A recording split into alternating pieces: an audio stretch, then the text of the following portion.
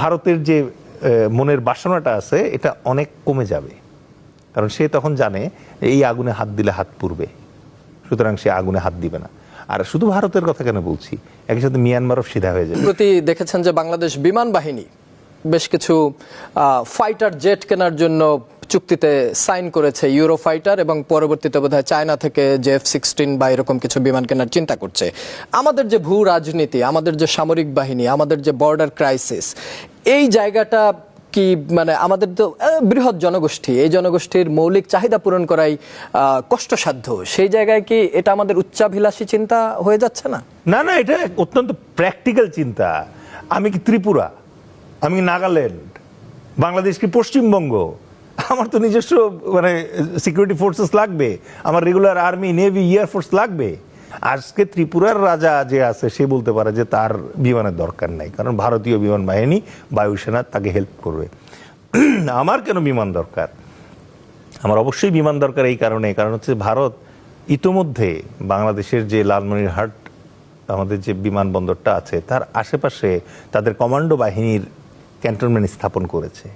তারা অলরেডি ত্রিপুরা এবং অন্যান্য এলাকায় তাদের শক্তি সঞ্চয় করছে। এর দ্বারা তারা আমাদেরকে তো বাধ্য করছে আমাদের নিজের দেশের স্বাধীনতা, সার্বভৌমত্ব এবং ভৌগোলিক অখণ্ডতা যেটা আছে সেটা রক্ষা করার জন্য আমরা তো চেষ্টা করবই। এবং তার প্রেক্ষিতেই আমরা যেটা করতেছি, 4th জেনারেশনের আমরা যে জেট এন্ড সি কেনার চেষ্টা করতেছি চায়না থেকে, এর সাথে 4.5 জেনারেশনের আমরা ইউরো ফাইটার যেটা আছে ওটা কেনার চেষ্টা করছি। এই দুইটার কম্বো যদি আমাদের এখানে আসে, প্লাস আমাদের রাডার এবং আমাদের অন্যান্য যে জিনিসগুলো পারচেসগুলো আছে, এই জিনিসগুলো যদি কম্বিনেশন ক্রিয়েট হয়, তাহলে আমার ধারণা ভারত একটা উপযুক্ত শিক্ষা পাবে। শিক্ষাটা কি না, ভারতীয় মানে ভারতকে আমরা পরাভূত করব যুদ্ধে, অথবা ভারতের মানে ভূমি দখল করার চেষ্টা করব, সেই ইচ্ছা আমাদের কখনো নাই। কিন্তু ভারত যে প্রবণতাটা শো করছে তাতে মনে হচ্ছে ভারত বোধহয় বাংলাদেশে যে কোনো মুহূর্তে সামরিক একটা আক্রমণ, সার্জিক্যাল স্ট্রাইক কিছু একটা করার চেষ্টা করতে পারে। যদি ওরকম কিছু হয়, আর তখন যদি আপনার এই কম্বোটা থাকে, Eurofighter plus jet and sea plus your submarine and radar and other things ands, then ওই ভারতের যে মনের বাসনাটা আছে এটা অনেক কমে যাবে, কারণ সে তখন জানে এই আগুনে হাত দিলে হাত পুড়বে, সুতরাং সে আগুনে হাত দিবে না। আর শুধু ভারতের কথা কেন বলছি, একই সাথে মিয়ানমারও সিধা হয়ে যাবে।